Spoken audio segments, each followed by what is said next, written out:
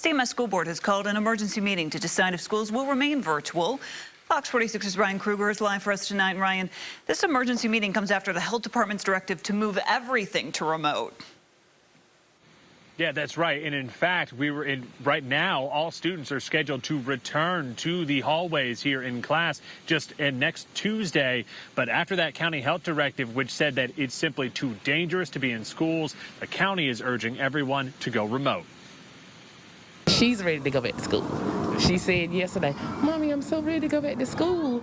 I can't wait till the 19th. Precious Yates' 8-year-old daughter will likely have to wait a little longer to return to her class in person.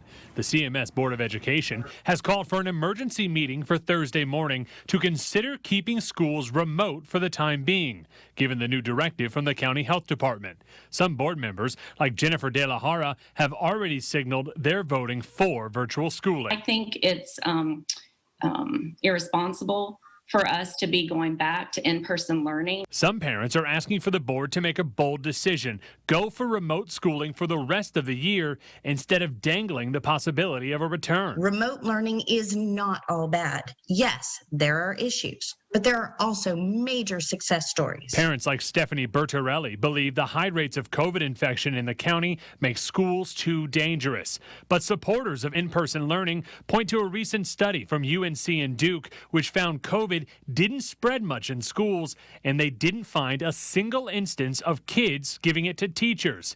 Yates hopes the safe practices she's teaching her daughter will help keep her and her classmates safe. We want to take all the precautions.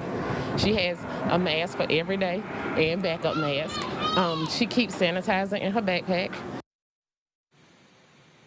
And CMS Superintendent Ernest Winston says from a purely operational standpoint, the district is ready to welcome back students for in-person learning, but he stresses that the entire community needs to follow that directive from the health department to try to bring down the COVID rates in Mecklenburg County.